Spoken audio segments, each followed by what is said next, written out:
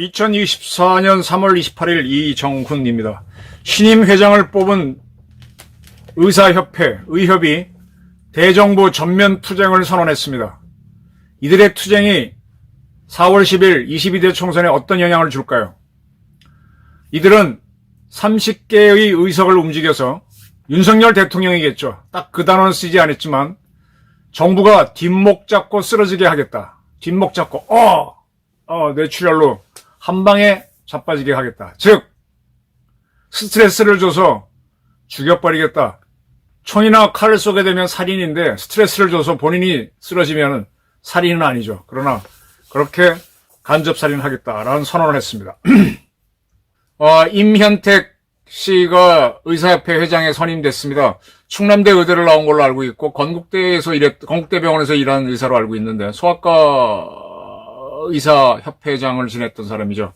의대 증원 문제를 원점에서 재논의하지 않아주면, 그리고 의사에 대한 법적 처분을 정부가 감행한다면 총파업 등, 그 다음에 총선에서 선거운동에 개입해서 총력 투쟁을 하겠다라고 선언했습니다. 정부 여당이 어떤 태도를 보이냐에 따라서 이제 선거가 딱 2주 남았죠. 다양한 수단으로 정부 여당을 타격하겠다라고 밝혔습니다. 그리고 제가 말씀드렸듯이 이번 싸움은요, 의사들이 자존심 싸움으로 끌고 가고 있어요.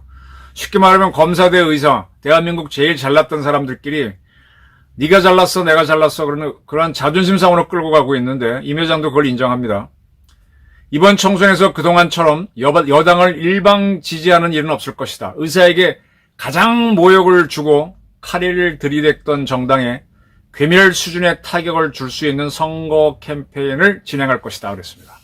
의사에게 가장 큰 모욕을 준 집단으로 검찰 출신이 주력이 된 윤석열 정부를 꼽았고, 윤석열 정부가 여당인데 그 국민의힘에 괴멸적 수준의 타격을 줄 수 있는 모든 선거 캠페인을 하겠다 그랬습니다. 괴멸적 타격, 괴멸적 수준의 타격, 이건 북한이 많이 쓰는 용어인데. 그리고 개혁신당의 의사로서 비례후보가 들어간 사람이 있는데 그를 반드시 당선시키겠다. 개혁신당은 이준석 씨가 이끄는 당인데 거기에 비례 1번으로 이주영 소아과 청소년과 전문의가 비례 1번 여성입니다. 개혁신당이 몇 표 이상을 얻어야 1번 후보가 국회에 들어갈 수 있는데 개혁신당을 적극적으로 지지하겠다. 뭐 그런 얘기겠죠. 만약 보수 세력을 지지하는 사람이 있으면 국민의힘으로 가지 말고 개혁신당을 지지하라. 그럴 수도 있겠습니다. 이 임 회장의 인터뷰는 매우 강력합니다. 의사협회 안팎에서는 정권 퇴진 운동을 하자는 얘기가 있었다. 그런데 한번 기회를 더 주는 게 어떤가 하는 그런 중도론도 있었지만은 충분히 드렸는데 고집을 굽히지 않는다면 이런 단서를 달았지만 않았기 때문에 선택의 여지가 없을 것이라 해서 선택의 여지가 없다라고 얘기했습니다. 그리고 의사 총파업에 대해서 법적 검토를 마쳤다면서 총파업을 하겠다. 법적으로 문제가 어떻다는 걸 알고 문제가 없다는 걸 알고 하겠다는 얘기죠. 그리고 이 파업을 할 때 전공이나 교수, 학생 중 어느 누구라도 민형사상 불이익을 보게 된다면 전 직역을 동원해 가장 강력한 수단을 사용해 총파업을 시작하겠다 그랬습니다. 의사들이 총파업하겠다. 그러면 이제 상당히 흥미로운 게 어떤 일이 벌어지는가 하면 지금 각 대학교가 운영하는 대학병원들, 국가대학 부속병원들 중심으로 수련병원이 구성되어 있죠. 거기에 전공의들이 지금 집단사직을 하고 많은 수가 안 나오고 거기에서 일을 하시는 의대 교수들 중에 상당수가 비대위를 만들어서 집단사직을 지금 하고 있는 상태입니다. 그러나 이 수련병원이 아닌 지방에 있는 지방병원, 2차 의료기관들, 중소병원, 전문병원들은 잘 돌아가고 있고, 그리고 1차인 각 동네마다 있는 의원들도 오히려 잘 돌아가고 있죠. 대학병원이 안 돌아가니까. 그래서 의사들 총파업을 한다 그러면은 대학병원에 있는 의사진들은 파업을 할 수 있겠죠. 그런데 2차 진료기관에 있는 중소병원, 전문병원, 지방병원에 있는 의사들도 동참을 할까? 그리고 동네에 있는 개원 의사들, 의원에 있는 의사들도 동참할까? 이게 궁금합니다. 만약에 이들이 동참하지 않는다면은 이 총파업은 30개 국회의석을 왔다 갔다 할 만큼 위력을 발휘할까? 라는 의심이 듭니다. 근데 임 회장은 가장 강력한 수단을 사용해 총파업을 하겠다라고 했습니다. 그리고 보건복지부 장차관 파면을 요구했어요. 파면. 공무원한테 파면이 뭔지는 아시죠?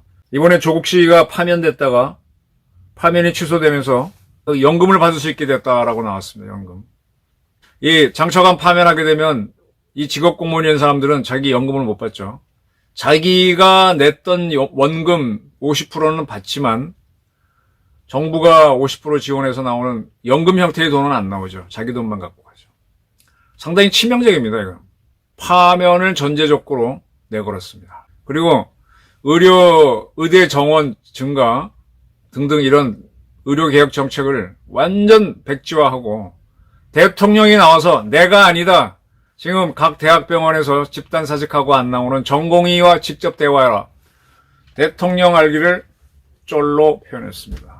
50몇 살의 의사가 굉장히 화가 났다는 뜻이겠는데 이렇게 표현했습니다. 그래서 정부가 뒷목 잡고 쓰러지는 방법을 찾겠다 그랬습니다. 정부 여당에는 굉장히 아픈 방법으로 투쟁할 것이라고 그랬습니다. 총선을 결판낸 전략이 뭐냐 그랬지만은 자세히 밝힐 수는 없다. 그러나 정부 여당이 이런 방법도 있었구나 하면서 뒷목 잡고 쓰러질 만한 방법이다 라고 그랬습니다. 그리고 의사가 부족하다는 주장은 여당에서 누군가 안상훈 청와대 전 사회수석, 그 다음에 서울대 교수 김윤 이런 분들이 다 여당과 야당에서 비례대표로 출마하는데 그런 사람들이 만든 거고 개별수적 선동을 한 거지. 우리나라는 의사가 부족하지 않다. 그러니까 뭐 다 필요 없다.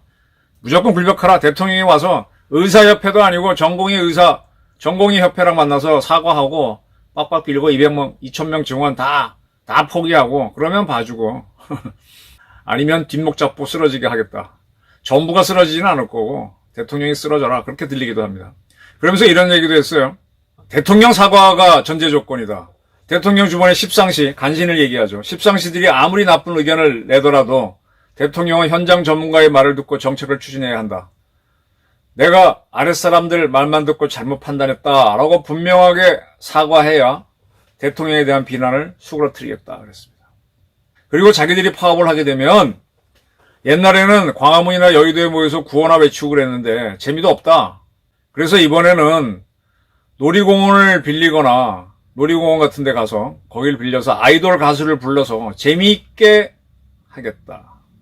사실 의사들이요. 저희 친구들도 의사 하는 친구들이 있는데 뭐 그럭저럭 의사들은 대체로 수입이 많아요.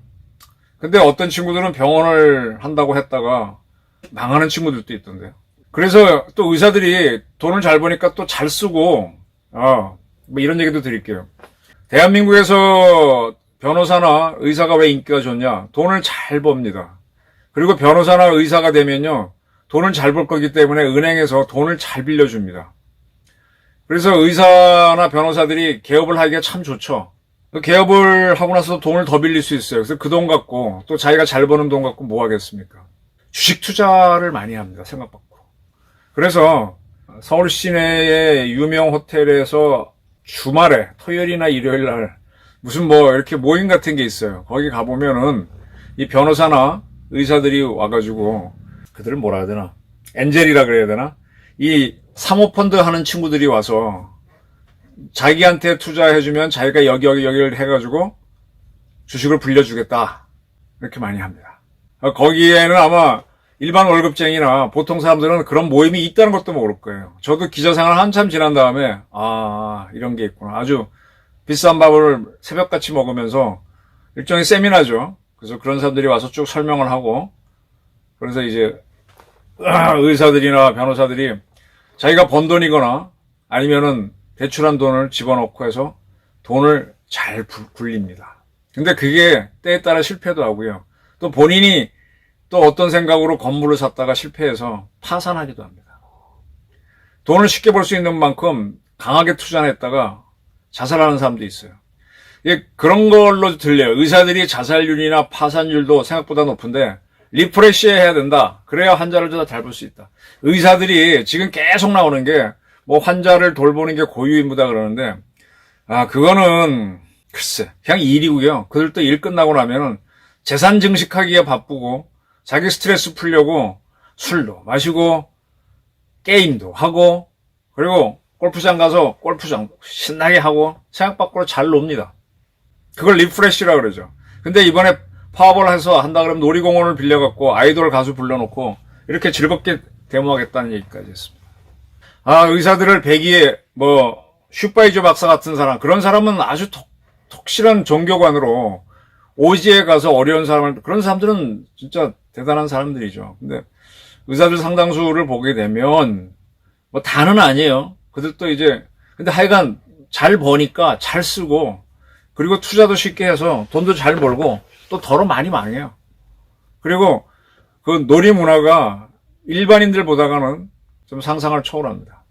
해외도 잘 가고 그래서 또 파산도 해요. 자살도 하고. 근데 그게 누구 책임인지 나는 그게 정부 책임인가? 그들의 윤리관, 그들의 직업관 문제입니다. 그리고 그 사람들이 자기들이 능력이 있다고 보니까 항상 말빨이 세. 의견이 많아. 그리고요. 이렇게 해서 손님들, 환자들 안 오는 거에 대해서 굉장히 예민합니다. 돈에 예민합니다. 이렇게 이제 임 회장이 선언을 하면서 전면 투쟁을 하겠다라고 했습니다. 그리고 의협의 비대위원장도 같은 얘기예요. 대통령이 직접 전공이 만나서 결제해야지 해라. 대통령을 졸로 보고 나왔습니다. 김태구군요. 김태구 비협. 2,000명 증원은 완전 철회하고 복지부 장차관 대통령 짜란 얘기는 못하고 자, 이들의 요구대로 선거가 2주밖에 안 남았으니까 대통령이 2,000명 증원 철회하고 장차관 해임하고 전공의 대표들 만나서 그러면 이번 총선을 이기겠습니까? 저는 완패할 거라고 보는데요. 오히려 의사들이 파업을 하든 말든 저는 윤석열 대통령은 거우 그대로 할 거라고 봅니다. 그래, 이것 때문에 대통령 총선거 접어지 거기도 감정이 있어요. 지난번에 김경률 씨가 김건희 여사를 마리 앙뚜아네트 때 비교했을 때 한동훈 그만두란 메시지를 보낼 만큼 윤 대통령도 감정이 있는 사람이에요. 근데 자, 이 투쟁하는 건 좋은데 또 현실도 있습니다. 지금 조금 제가 이제 결국 이 돈의 힘, 돈에 의해서 결정될 것이다. 지금 전공의들이 병원을 안 나오게 되면은 봉급을 못 받고 그러면 그 중에는 장가 간 사람, 시집 간 사람도 있을 텐데 생활권도 있을 거고요. 그들도 한 달 벌어 한 달 사는 사람들이 뾰족할 수 있어요. 부모들이 도와주는 것도 한계가 있을 거고. 또 혼인을 안 한 사람들이라도 미래에 부가 있으니까 돈을 잘 쓰잖아요. 그 친구들이. 스트레스 푼다고 요것도 마시고 요거 게임도 하고 뭐도 하는데 그거 못하니까 죽겠지. 그런데 지금 사직서를 냈는데 이건 처리되지 않았고 지금 와서 일하라는 거잖아요. 근데 안 하면 이제 정부에서 면허정지 처분하겠다 이런 거로 나오니까 지금 어쨌든 사직이 처리 안 됐기 때문에 다른 데 옮겨갈 수도 없어요. 전공의를 또 곤란합니다, 사실은. 의대 교수들은 어떻게 보면 제가 야가가지고 집단으로 사표를 이제서야 내겠다라는 거고 그게 처리되지 않을 걸 기대하면서 내는 사람들이 굉장히 많을 겁니다. 의대 교수도 막상 수리되고 나면은 나가서 개원의들을 의사를 해야 될 텐데 글쎄 정년 다 된 사람들이라면 할 수 있겠지만은 한 50대, 40대 후반의 친구들은 좀 많은 고민이 들 겁니다. 그래서 의과대학 교수 타이틀이 낫지 무슨 의원 원장이 더 좋을까요? 전공의들은 현재 결혼한 사람들은 좀 힘든 모양이죠. 분유값, 기저귀값 좀 도와달라 그래서 그 도와주는 프로젝트를 자기들끼리 자발적으로 한다 이런 얘기가 있습니다. 자, 이제 의사들이 전면 투쟁으로 간다 그랬는데 저는 이것이 그들이 말한 대로 30석을 정부 여당에서 빼버려서 지금 국민의힘이 120석, 100석 바라본다는데 100석도 안 될 만큼 초민의당으로 전락하는 계기가 될까? 그렇게 되면은 윤석열은 탄핵되는 거는 100석 이하로 가게 되면 민주당 계열이 200석 넘어가니까 윤석열은 레임덕이 아니라 데드덕도 아니고 그냥 집에 가는 거예요. 아니 감옥에 가는 거예요. 파면돼가지고 해임 탄핵돼가지고 그렇게 하겠다는 얘기로 좀 보는데 글쎄 정치는 생물입니다. 아마 중요한 관건 중에 하나가 이들이 파업을 하더라도 중소병원, 전문병원, 지방병원들이 돌아가서 별 문제가 없다라고 하면은 또 두 번째로 이들이 파업에 들어갔을 때 만약 저런 중소병원, 전문병원, 지방병원이 움직이지 않으면 대학병원 위주로 갈 텐데, 대학병원들은 그 타격을 대학이 입어요. 대학이 재정에 굉장히 손해를 보게 되고, 또 우리나라 가장 큰 병원이라고 하는 현대병원, 현대아산병원하고 서울 삼성병원은 삼성그룹하고 현대그룹이잖아요. 그러면 제가 그 전에 대학병원 참 큰 줄 알았더니만 삼성그룹에서는 계열사로 보니까 삼성전자의 자회사, 손자회사보다도 작은 거더라고요.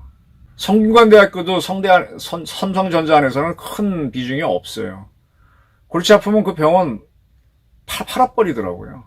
삼성병원 때문에 골치 아프면 안 하는 거더라고, 삼성그룹에서는. 결국은 제가 보기에는 윤 정부도 여러 가지 방법이 있어. 상상도 못하는 방법이 있어. 가장 좋은 거는 지난번 엑스포 때 이재용, 정의선 뭐 그런 회장들을 끌고 다녔으니까 뭐 서로 좀 대화를 하게 되면 그런 재벌 회장들도 국민 서비스 하라고 병원 만든 거지 의사들이 자기 기득권 지키라고 한 건 아니잖아요. 그걸 자기네 이미지 나빠지고 하게 되면 그들이 손을 대게 되면 그러면 의사들도 스트레스를 받을 겁니다. 네. 우선은 의사들의 투쟁이 국민 지지를 받을지 못 받을지는 두고 봐야 돼. 2주 사이에 정치는요 표변을 합니다. 표변을 합니다. 이것 때문에 오히려 20, 30석이 지금 120석 겨우 바라보는 국민의힘이 150석을 받을지도 몰라요. 투쟁을 잘해야 되는데 의협회장이 새로 뽑혀가지고 너무 강경한 이야기, 뒷목 잡고 쓰러지게 하겠다. 죽여버리겠다, 그죠? 30석 당락을 결정하겠다. 이거는, 그리고 결국은 공산당 민노총식으로 싸우겠다고 했는데, 글쎄, 대한민국 언론이 살아있고, 보는 눈이 있는데, 두고 봅시다. 한번 어떻게 되는지. 어차피 이것 때문에 지든 저것 때문에 지든 국민의힘은 더 이상 이럴 것도 없고, 이정섭 대사 사건도 타격이 컸는데, 이것까지 해서 한다면 기부업이지 이거 얘기 다 들어주고 해봐야 무너질 거고. 정치는, 선거는 생물입니다. 의협의 초강경 시원하긴 한데, 그렇게 풀리지는 않을 겁니다. 저는 의협이 뒷목 잡고 쓰러질 수도 있다는 의견을 감히 표현하는 바입니다. 한 2주 동안 어떤 일이 있는지, 일어나는지 지켜보시기 바랍니다. 감사합니다.